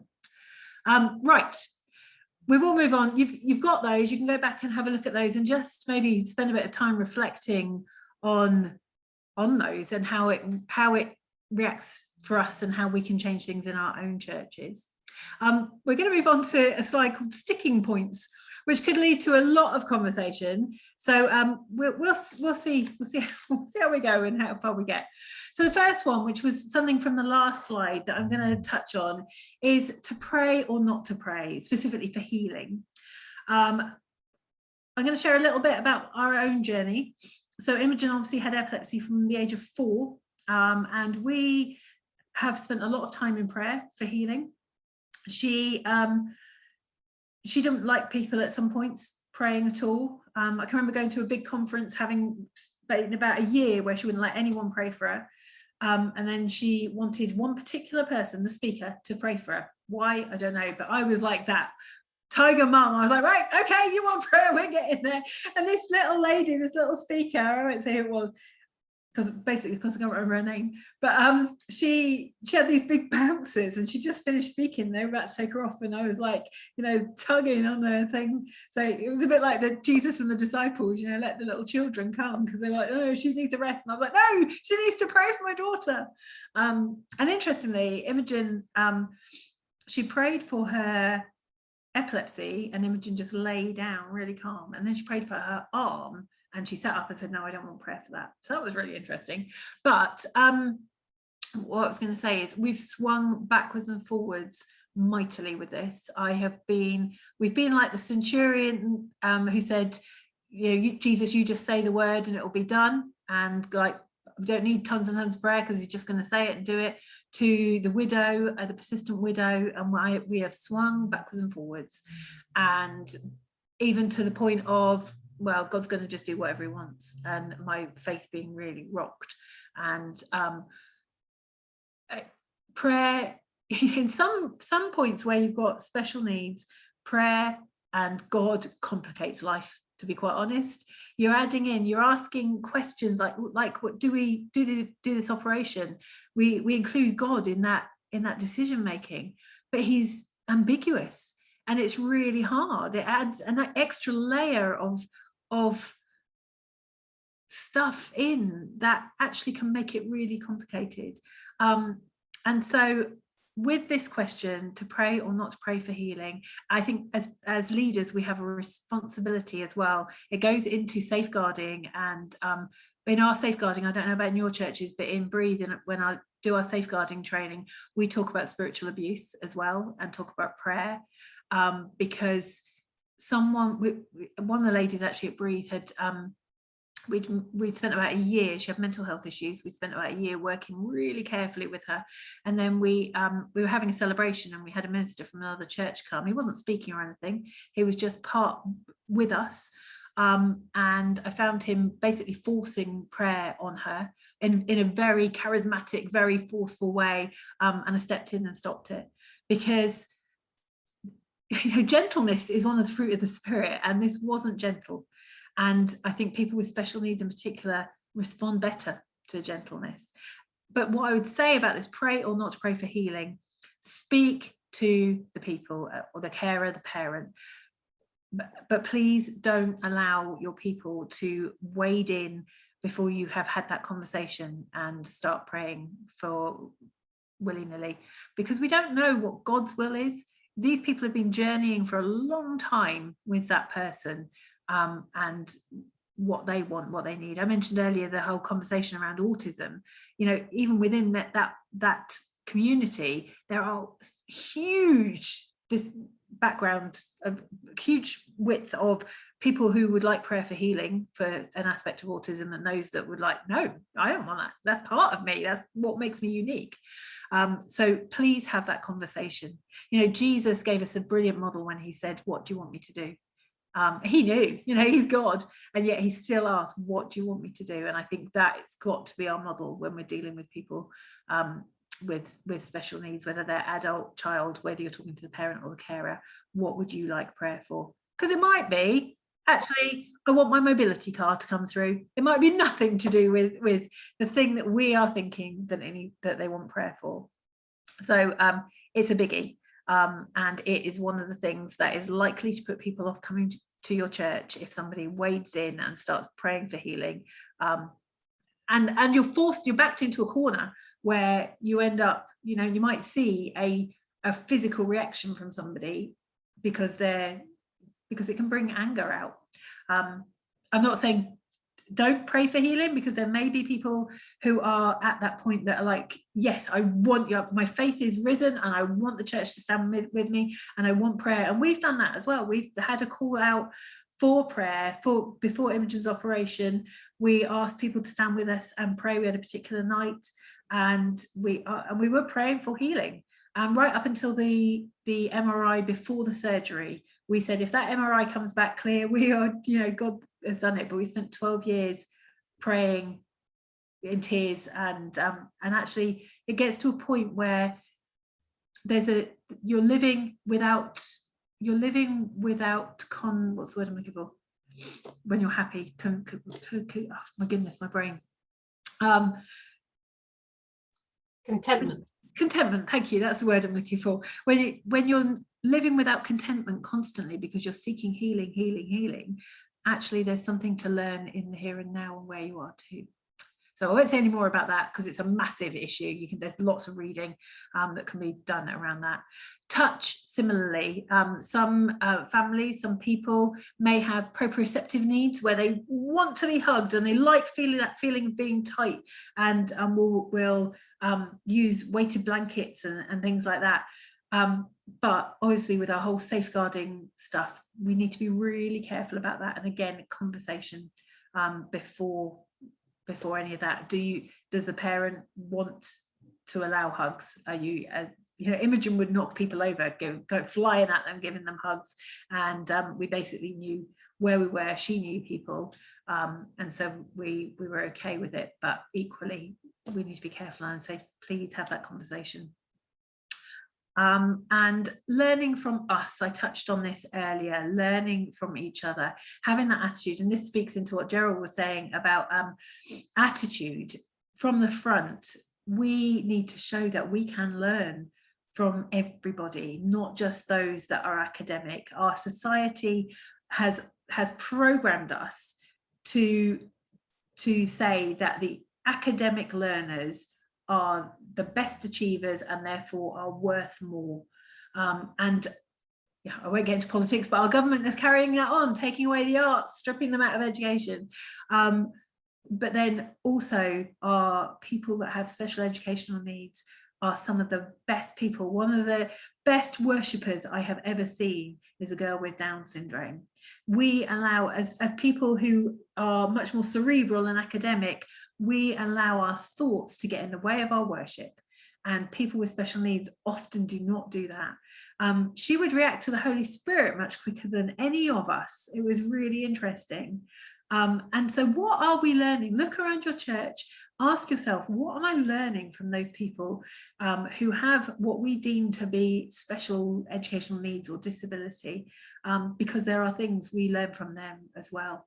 And it's humbling. So one of my favourite things is our gathering time at Breathe, where everyone brings their artwork and we learn from each other, and it's beautiful. And if you haven't read any of Henry Nouwen's work, read that, because he talks a lot about that as well. And it's our attitude of heart and our humility.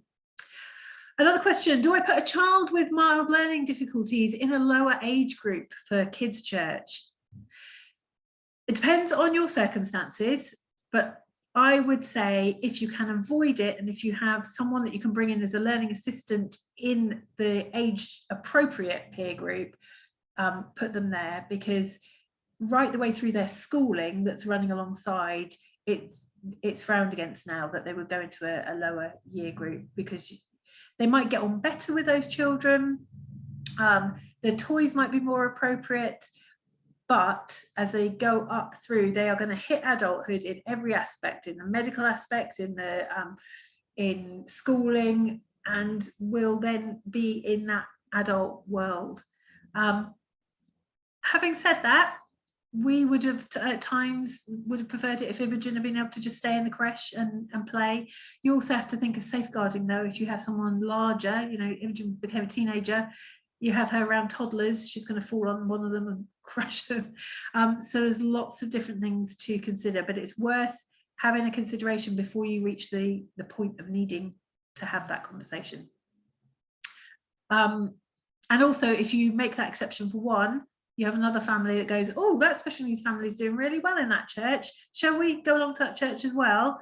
And then it cascades, and you end up with like 2 children with special needs in with the creche, and puts a lot of pressure on the people that are running it and keeping everybody safe. So just have a think about that before you might reach that point. Help, I have a family with SEND who want to attend but don't have people to help. We touched on this a little bit earlier.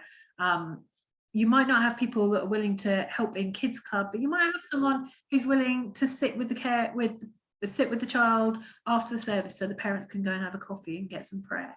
You might have someone who's willing to text during the week and just say, hey, how are you doing? Or do you need something picking up? Or I'm going to the pharmacist. Is there anything on order that you need to pick up?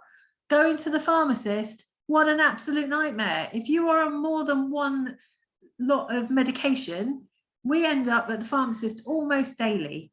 So having someone who lives near that can say, oh, do you need anything picking up and bringing around, is a huge lifesaver, because to get Imi out to go and pick it up, if I'm here on my own, I have to get a splint on, I've got to get her in the car, I've got to get the wheelchair out, things like that. So it doesn't necessarily have to be just thinking about the Sunday.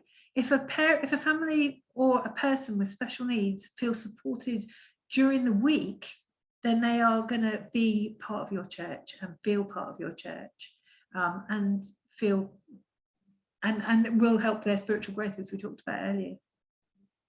And then the other sticking point is, of course, our lovely church members, their willingness or not to change, and how, you know, we all as church ministers have to be bringers of change, and how we do that with this subject along with every other subject is takes tact and time and careful thinking. And I think one of the things we just need to be aware of is not making special needs a problem. You know, we're including people, we're making everyone feel welcome, we're taking barriers away for everybody. We're not making this family a problem, or thinking disability is an issue. And how we voice that and the vocabulary we use is really important. Yes, Jonathan's just written to say, how are we doing time-wise? Do people need to go? It has just gone 12 o'clock. If you do need to go, I think we've only got 2 more slides. So if you do need to go, feel free to drop out. It will be on YouTube. And thank you for joining us. I'm just going to whiz through some easy wins and then a quick look at what's next, and then we are done. But if you can stay, you're welcome to stay. Is that okay to carry on, Jonathan, just for 5 minutes? Absolutely. I just wanted to check in with people and see whether they're okay to keep going for another 10 minutes or so, just so that we can I can see what's coming up, and I can just see the quality of what's coming up. I don't want people to miss it, but at the same time, we do say to folks we finish at 12, so I want to honour that. If people need to go, then that we just want to say feel free to go. We won't be upset with you, but if you can keep going, then I'd love us just to keep going if that's possible. Is that okay? Yeah. Okay. Right, I'm going to whiz through then. If you go to the next slide. So some easy wins. There are many, many more of these on the guide that you'll get of things that can do. I was thinking about things kind of as a whole church, but also in kids' church.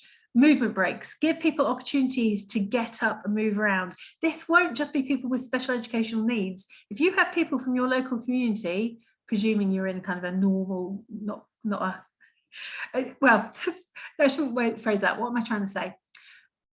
You may have people from the community who also struggle to concentrate, who need a fag break. I know a church local to us who decided to do their worship and have their fellowship and coffee time in the middle just before the sermon. And that works really well for people that struggle to concentrate, that might need a movement break in the middle. And it means you can get your tea and coffee washed up before home, and everybody's happy because they get home for their Sunday lunch. So that might be a consideration. But in Sunday school and things, letting kids get up, move around, encourage your church leaders to get up and get them to do 10 star jumps and sit back down again. Things like that just will help them concentrate. Art equipment out in church, letting people doodle, draw, paint. I would say to them, you're very welcome to use the art supplies. You can take it back to your place, or you can sit over on the tables, maybe put them over on the side, and say, this is the theme of our sermon today. If you want to create around my sermon while you're listening to it, and then we'd love to celebrate what you've done together. Because if you communicate that first, it just means that that ear is staying tuned in, and there may be things that you can truly celebrate together, and beautiful creations that are made. You may find a whole aspect of growth that hasn't been there before. Having a little box with fiddle toys and things in the church would be useful, just somewhere outside. We talked about a buddy system. Jobs, especially for adults with special education needs or teenagers, one of the ways to make them feel really included and feel like part of the church is giving them jobs. It can be anything, but it can be valuable. So Ian, that I mentioned earlier, he's my birthday guy, and I've also really been considering whether we bring him onto the core group, because as we say we talk about gender, we talk about ethnic diversity, having them on your leadership. Who have you got on your leadership that has SEND? Because we need it represented on leadership as well.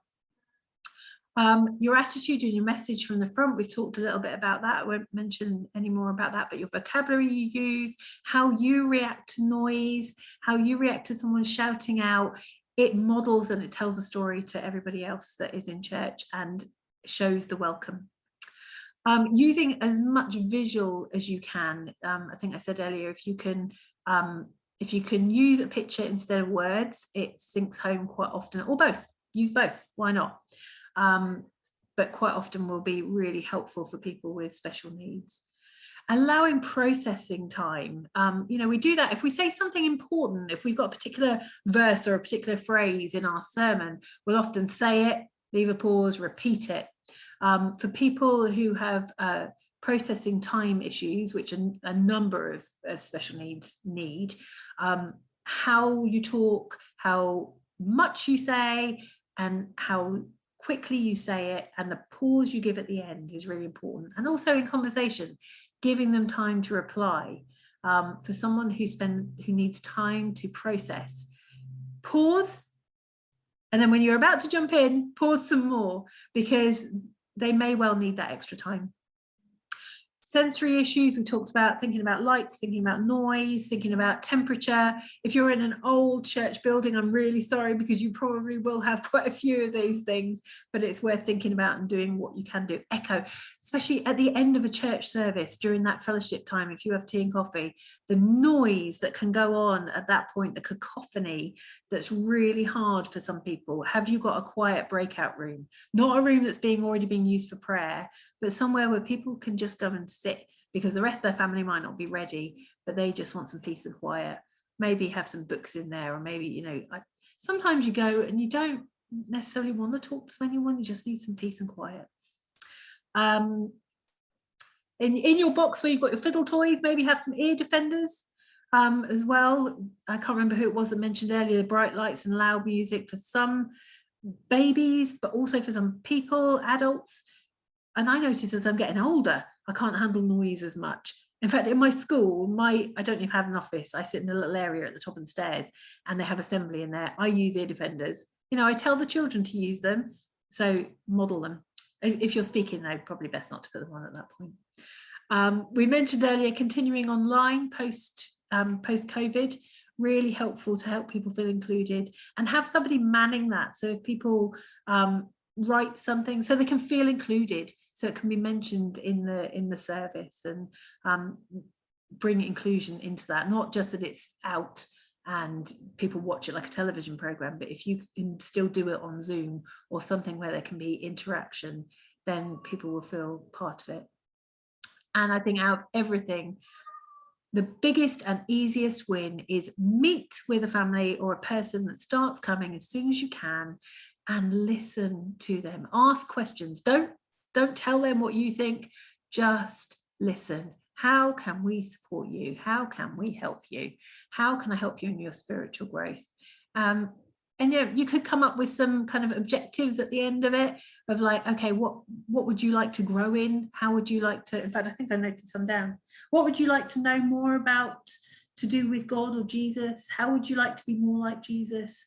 What would you like to stop doing? What would you like to start doing? Have that one-to-one conversation, because you'll likely only have a few people, or have somebody else do it. Have an allocated person. I would say a Senko, like a Senko, but I mentioned this in that parents group. This is my learning, and I had a reaction from one lady who had an awful experience with school, and quite a few parents and families with children with special needs do have awful experiences at school, so don't call them a Senko. But you could have an allocated person who, when a family or a person comes along that's got special needs, their job is to meet with them, sit with them, work out how they can help them. It doesn't have to be you, delegate it out to somebody else. And then last slide, what next?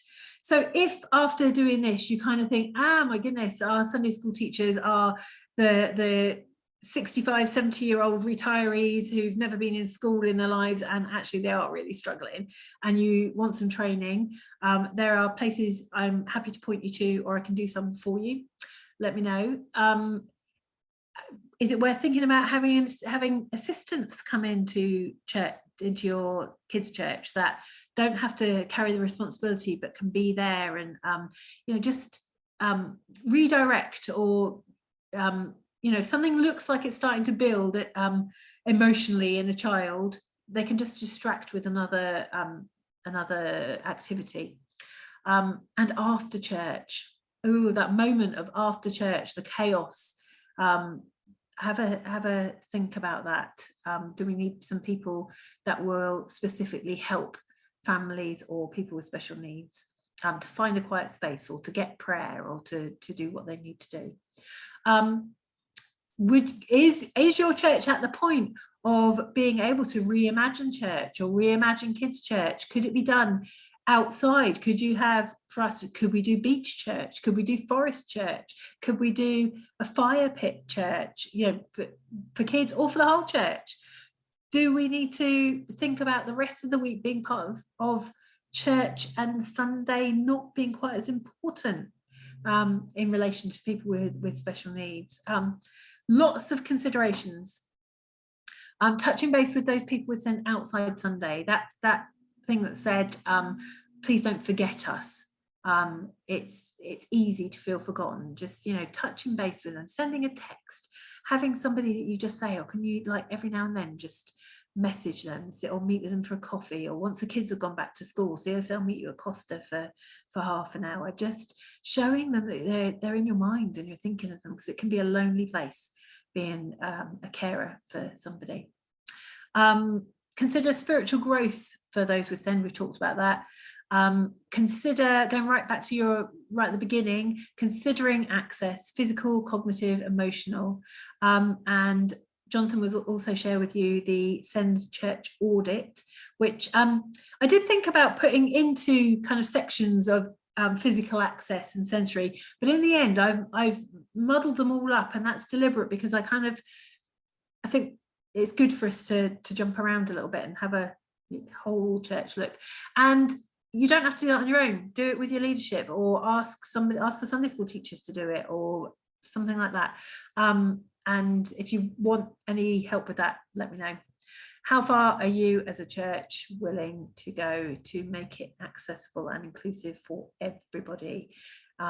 Because there will be lots of people that can help, and the people that come that are parents and carers will have a lot to say. Once you say to them, how can we help? There will be a lot of things that you can do, and it's worth saying to them, we may not be able to do everything, but what we can, we will do. Let's work together to make it as an enjoyable experience and so that you can get the most out of it and grow closer to God in being at church. Obviously, it's not a consumer-led place. We don't want church to be a consumer-led place, but actually for those people that have been caring all week, quite often it's the one place that you just want to be able to. I mean, I would have cried every week at one point. In fact, I probably did. And I was the church leader. So, but it did mean that everyone could be real, because we are all broken. And I think that's the thing. We don't want people to have to put a face on them and pretend that everything's okay when actually things are difficult. And again, that's another message from the front, that we are all broken and it's only Jesus that puts us together. So that is it from me. I hope it's been useful to you. Sorry for going on a little bit longer. I thought I was only going to have about an hour's worth of stuff. So I'm glad it filled the time. Yeah, if you need anything, my email is on something. I think it's either on the guidance or on the audit. So yeah, let me know. Thank you, Karen. That's just excellent. In just a moment, I'll invite people, if they have questions, to do that. But just for the sake of the video, I just want to just wrap up there and say, Karen, we've really, really appreciated so much you being with us, sharing with us. It's been really precious and excellent. We're grateful to you and for the way that you've just taken us on that journey, equipped us so well, and given us some insights and so much to think about. We just really appreciate you. These webinars happen each month, as I've said. Next month's webinar, which will happen on the 7th of October, is being facilitated by Bill Miller, and he's going to be speaking about how we work in ecumenical relationships in a local area. So that'll be a really good one for us practically to be thinking about that. So do plan to join us. The link will be up in the next week or so, hopefully, and we'll get that out so you get registered for that. I've just dropped into the chat here the SEND audit that Karen was speaking about, but those files will also be available with the YouTube video. There'll be a link to them there as well. So Karen, just want to again appreciate you. Thank you so much for doing this, and we're going to stop the recording right there, but we do pray that all that we've been learning together will find roots inside churches and our churches and those who watch this video, and will grow into something that gives life, real life, to the whole of our communities. In Jesus' name, amen.